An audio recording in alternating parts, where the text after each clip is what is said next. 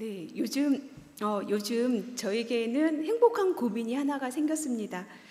코로나가 시작되면서 저희가 2020년 3월부터 영상으로 예배를 드리기도 하고 또 대면 영상으로 예배를 계속 드리고 또 대면으로 중간중간 예배를 드렸는데 5월 달부터 이제 예배가 자유로워지면서 이제 유튜브 아이들이 점점 나오기 시작했습니다. 어떤 아이들은 태어나서 처음 본 아이들도 있고요. 또 한두 번 보다가 못 보고 한 거의 2년 만에 보는 아이들도 있는데 아이들이 많이 와서 행복하고 좋은데 그 아이들이 요즘 말을 얼마나 많이 하는지 그 아이들이 말하는 그러니까 예배가 조금 집중이 안 될 때가 종종 있기는 하는데 그래도 그 조잘조잘 거리는 그 아이들을 보면서 행복한 그런 고민에 빠져 있습니다. 옛날 어느 마을에 꼬부랑 할아버지와 할머니가 살고 있었습니다. 할아버지와 할머니는 자식도 없고 가난했지만 서로 아껴주면서 늘 웃으며 살았습니다. 할아버지는 나무를 하러 산에 올라갔는데 이제 꼬부랑 할아버지다 보니까 나무를 하는 것도 힘들고 어려웠습니다. 나무를 하다가 이제 목이 타던 할아버지는 마침 샘물을 발견하고 그 샘물을 벌컥벌컥 마셨습니다. 그런데 샘물을 마시고 나니 이상하게 허리도 쭉 펴지고 힘도 불끈 솟는 것 같았습니다. 무겁던 도끼도 솜털처럼 가벼워지고 나무를 한가득 지게 지고도 가벼운 발걸음으로 바람같이 이제 집에 도착했습니다. 하지만 할아버지를 본 할머니는 빗자루를 들고 와서 할아버지를 쫓아냈습니다.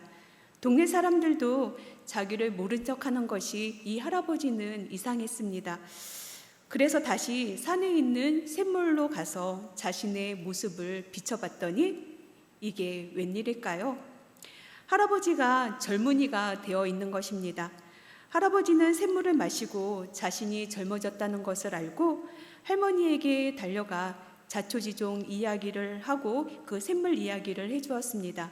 그리고 할머니와 함께 샘물로 갔습니다. 할머니도 샘물을 마시고 할아버지처럼 아름다운 젊은이로 바뀌었죠. 젊어진 할아버지와 할머니는 너무 기쁘고 즐거워서 춤을 추며 기뻐했습니다. 할아버지와 할머니가 갑자기 젊어진 것을 본 옆집에 사는 욕심쟁이 영감이 어떻게 그렇게 되었는지 하도 꼬치꼬치 물어보았습니다. 귀찮게 졸라대는 바람에 그 욕심쟁이 영감에게 그 샘물에 대한 이야기를 해주었습니다. 욕심쟁이 영감은 급한 마음에 넘어지고 자빠지면서 그 샘물을 찾아가서 샘물을 벌컥벌컥 마셨습니다. 욕심쟁이 영감이 밤새도록 샘물을 마시고 또 마시자 영감의 배는 올챙이 배처럼 부풀어 올랐습니다. 그런데 밤이 깊어가는데도 욕심쟁이 영감이 오질 않자 할아버지 부부는 걱정이 되어서 욕심쟁이 할아버지를 찾으러 샘가로 갔습니다. 그런데 거기에서 아기 울음소리가 들렸습니다.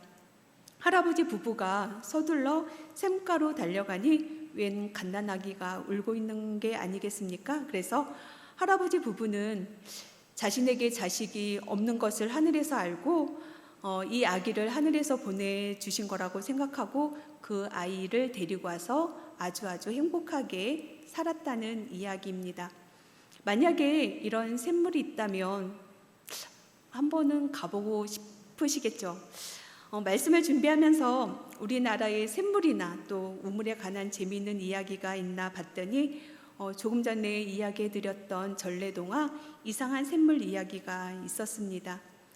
옛날에는 우리나라에도 또 아마 다른 나라에도 많은 우물들이 있지요. 물론 지금도 우물이 있는 곳이 있기는 하지만 그 우물을 사용하는 곳은 거의 없는 것 같습니다. 제가 어렸을 때 살았던 곳에도 그 마을 중간쯤에 공동 샘물이 하나 있었습니다. 초등학교 저학년 때라 생각이 많이 나진 않지만 그곳에 가서 물도 떠가지고 오고 또 가끔 쌀도 씻고 설거지도 하면서 그곳에서 두런두런 이야기하던 그런 기억들이 있는데요. 성경에도 많은 우물 이야기가 나오는데 그 우물을 히브리어로 부엘이라고 합니다. 오늘 본문에 나오는 애굽 여인 하갈은 아브라함과 사라 밑에서 시키는 일을 열심히 하면서 살았으면 별 문제 없이 그냥 평탄하게 살아가는 인생이었을 것입니다. 하갈의 여주인 사레는 오랫동안 하나님의 약속을 믿고 기다렸지만 아이 소식이 없자 인간적인 방법과 수단을 사용하게 됩니다. 가나안에서 10년을 살면서도 기다렸지만 아이가 생기지 않자 사레는 자기의 어린 여종을 남편에게 첩으로 주어서라도 아기를 갖기 원했습니다. 사레는 자신의 여종을 남편에게 첩으로 주고 얼마 후에 여종의 임신 소식을 듣게 되었습니다. 임신한 것을 안 어린 여종은 그때부터 자신의 주인인 사레를 멸시하기 시작했습니다. 그것을 참지 못한 사레는 하갈을 학대하였고 또 학대를 이기지 못한 하갈은 가출을 하게 되었습니다. 단순히 여주인의 학대를 견디지 못해서 도망한 것은 아닙니다. 하갈은 철없는 아이였습니다. 도망치면 어떻게 되는지 모르면서 순간의 어려움을 피해서 또 아무런 대책 없이 무작정 가출을 한 것입니다. 그러나 하갈을 기다리고 있었던 것은 광야의 무서운 추위와 굶주림이었습니다. 안전한 울타리를 벗어난 하갈은 굶주렸고 두려웠습니다. 아마도 그녀를 가장 두렵게 한 것은 뱃속에 있는 아기가 죽을지도 모른다는 그런 생각이었을 것입니다. 애굽 사람들은 짐승이나 태양 같은 비인격적인 신을 믿고 있었기에 애굽 사람이었던 하갈도 인격적인 신에 대한 인식이 없었습니다. 하지만 절박한 상황에 있는 하갈이 할 수 있는 것이라고는 자신의 주인 아브라함과 사라가 믿고 있던 하나님께 부르짖는 것이었습니다. 그때 여호와의 사자가 광야의 샘물 곁 곧 술길 샘 곁에서 하갈을 만나 말을 건넵니다. 사레의 여종 하갈아, 내가 어디서 왔으며 어디로 가느냐? 하갈이 대답합니다. 나는 내 여주인 사레를 피하여 도망하나이다. 여호와의 사자가 다시 하갈에게 말을 합니다. 내 여주인에게로 돌아가서 그 수하에 복종하라. 또 내가 내 씨를 크게 번성하여 그 수가 많아 셀 수 없게 하리라고 말씀하십니다. 하갈은 하나님이 택하신 백성이 아닙니다. 태중에 있는 아기도 하나님이 택한 사람이 아니었습니다. 그러나 하나님은 하갈이 울부짖는 소리를 들으셨고 그 뱃속에 있는 아기를 사랑하셨습니다. 하갈이 낳은 아들 이스마엘의 이름의 뜻은 하나님이 들으셨다는 말입니다. 하나님은 하갈의 고통을 보셨고 또 아셨으며 그의 소리를 들으셨습니다. 하갈은 공고한 중에 또 죽음을 눈앞에 둔 상황에서 그를 만나주시고 또 말씀하신 하나님을 나를 살피시는 하나님이라고 고백합니다. 이방인의 입에서는 나오지 못할 놀라운 신앙의 고백인 것입니다. 이곳에서 하갈은 하나님을 인격적으로 만나게 되었고 그 샘을 부엘 라헤로이라고 불렀습니다. 부엘 라헤로이의 뜻은 나를 살피시는 살아계신 하나님의 우물이라는 뜻입니다. 2008년에 상영된 크로싱이라는 영화가 있습니다. 그 당시 이 영화를 보면서 많은 사람들이 눈물을 흘리며 영화를 보았는데요. 거기에는 차인표와 신명철이라는 어린이가 주인공으로 나오는 영화입니다. 간단하게 줄거리를 말씀드리면 북한 함경도 탄광마을에 살고 있는 평범한 한 가장이 가족을 살리기 위해서 중국 땅에 밀입국을 하게 되고 또 그곳에서 돈을 벌기 위해 벌목장에서 고된 일을 하게 됩니다. 하지만 불법 현장이 발각되면서 돈은 다 빼앗기고 또 중국 공안에게 쫓기다가 극적으로 한국에 오게 됩니다. 하지만 북한 땅에 있는 병든 아내와 아들을 살리기 위해서는 그가 할 수 있는 여러 가지 수단 방법을 가리지 않았습니다. 북한에서는 감기약 하나 제대로 살 수 없는 그런 현실로 인해서 약 한 번 제대로 써보지 못하고 북한에 있는 아내는 폐결핵으로 죽고 맙니다. 아내에게 그토록 필요로 했던 그 약 한 봉지를 들고 오열하는 주인공의 모습이 많은 사람들의 마음을 또 아프게 합니다. 주인공은 마지막으로 돈으로 브로커를 사서 북한에 있는 아들을 만나기 위해서 몽골로 갑니다.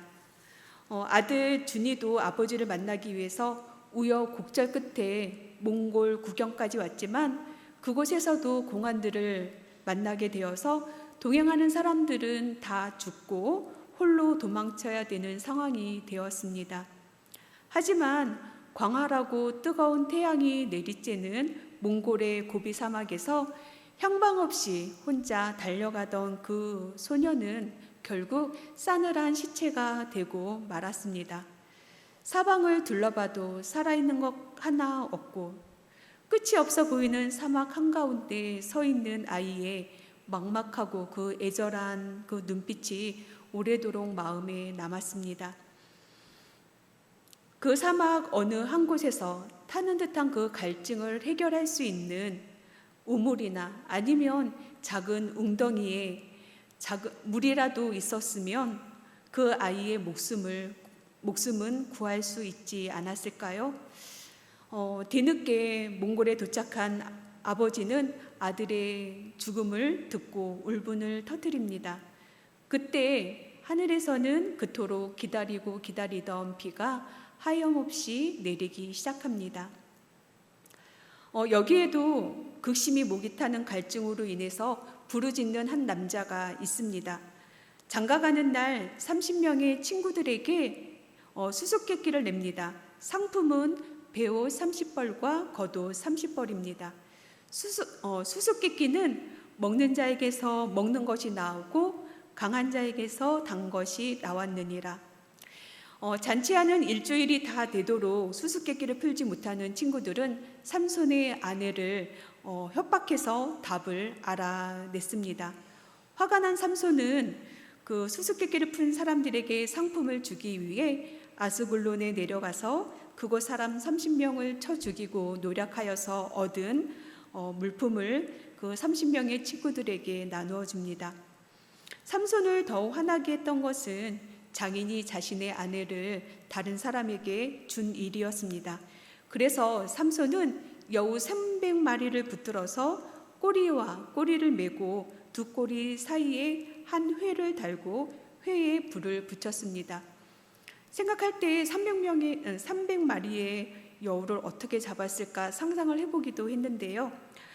그리고 그 블레셋 사람들의 곡식밭에 그 꼬리에 꼬리를 메고 불을 붙인 여우를 풀어놓았습니다. 여우들이 곡식 땅과 아직 배지 않은 곡식과 또 포도원과 감람나무들을 모조리 불살라 버렸습니다. 화가 난 블레셋 사람들은 삼손을 잡으려고 레히에 몰려왔습니다. 그때 여호와의 영이 삼손에게 임하십니다.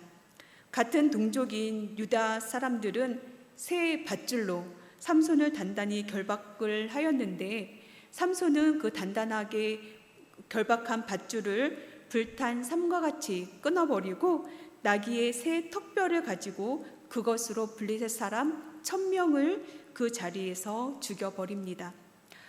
나귀의 새 턱뼈는 죽은 지 얼마 안 된 나귀의 턱뼈를 가리킵니다.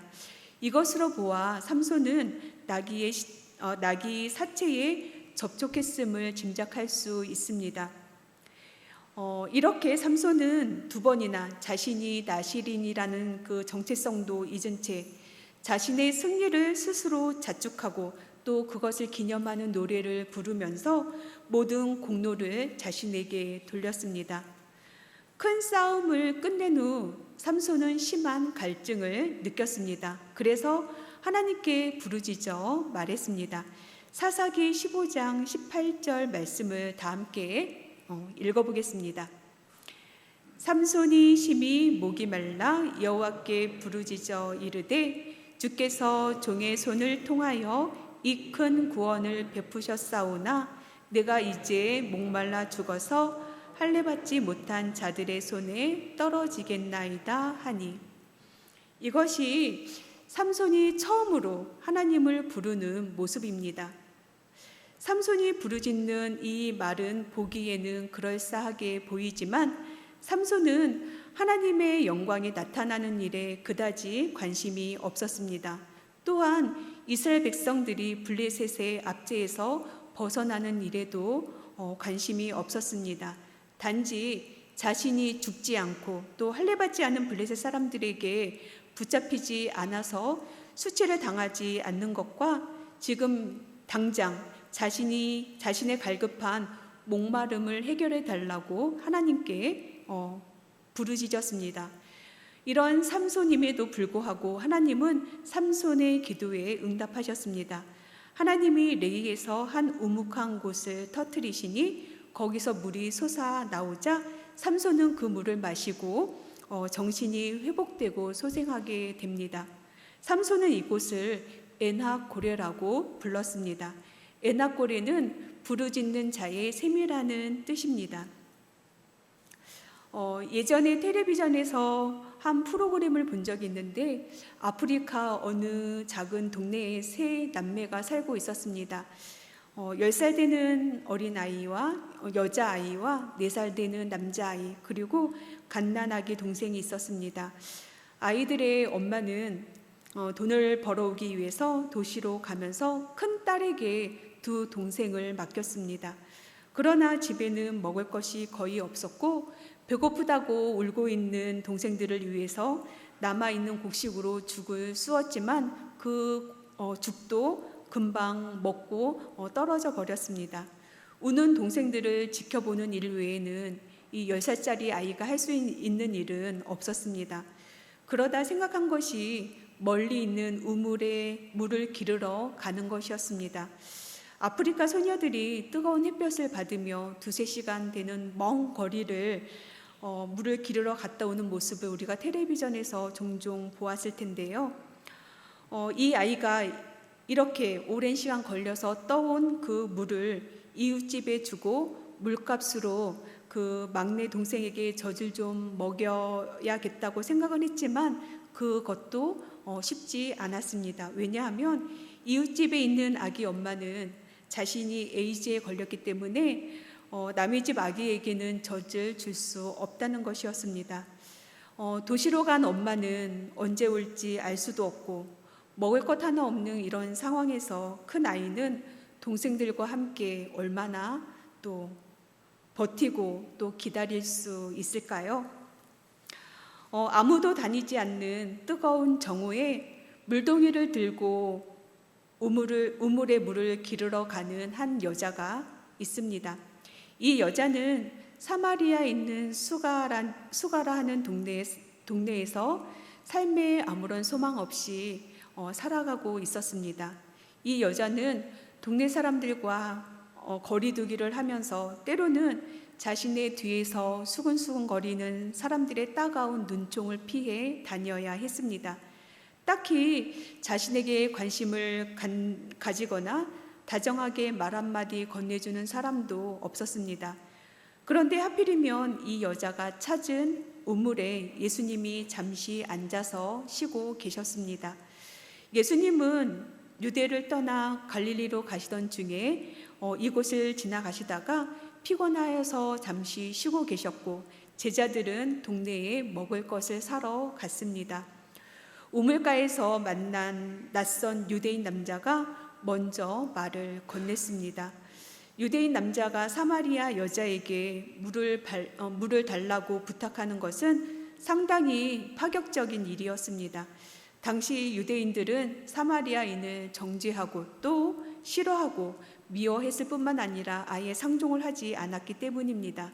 그런데 예수님은 선뜻 이 사마리아 여자에게 물을 좀 달라고 하셨습니다. 요한복음 4장 10절 말씀을 다 함께 읽어보겠습니다. 예수께서 대답하여 이르시되 내가 만일 하나님의 선물과 또 내게 물 좀 달라 하는 이가 누구인 줄 알았더라면 내가 그에게 구하였을 것이요 그가 생수를 내게 주었으리라. 처음에 이 여자는 예수님이 생수를 주신다는 말씀을 이해할 수 없었습니다. 하지만 예수님은 여자와의 대화를 통해서 그가 가지고 있었던 경계와 또 편견을 깨고 예수님을 바로 알 수 있도록 도와주었습니다. 예수님은 자신이 주려는 물은 육신의 목마름을 위한 물이 아니라 영혼의 목마름을 해소하는 생수임을 말씀하셨습니다. 예수님이 주시는 생수는 영원한 생명에 이르도록 솟아나는 샘물이 됩니다. 예수님과의 대화를 통해 사마리아 여자는 자신의 육체의 목마름뿐 아니라 그 여자의 더 깊은 곳에 있는 그 갈급한 영혼의 목마름을 발견하게 되었습니다. 여자는 내면 깊은 곳에 있는 죄의식, 열등감, 상처가 부끄럽고 창피하게 여겨졌지만 예수님 앞에서 솔직하게 자신을 드러내자 이제는 마음속에서 솟아나는 기쁨을 감출 수가 없었습니다.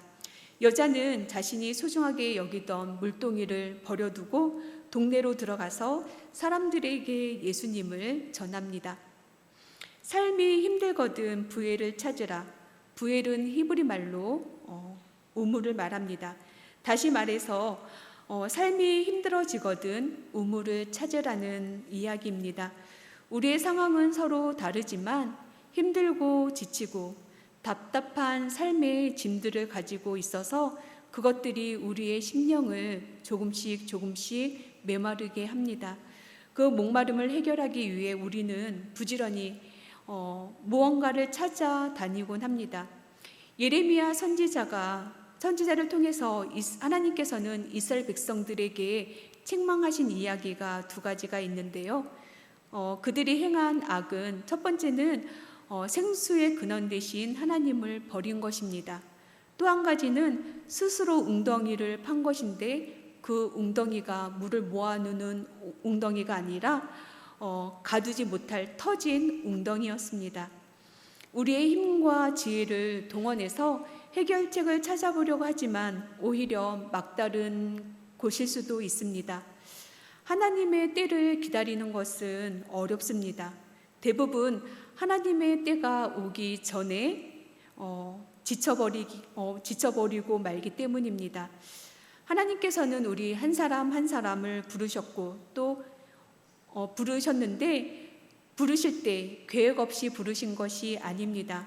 우리 한 사람에게 향한 특별하고 소중한 계획을 가지고 부르셨습니다. 아브라함과 사라도 하나님의 약속이 있었음에도 오랜 시간 자식을 기다리는 것은 참으로 견디기 힘든 일이었습니다. 그래서 실수와 잘못된 판단으로 어려운 문제를 만나기도 했지만 끝까지 하나님의 약속을 믿고 기다렸을 때 약속의 아들 이삭이 태어났습니다.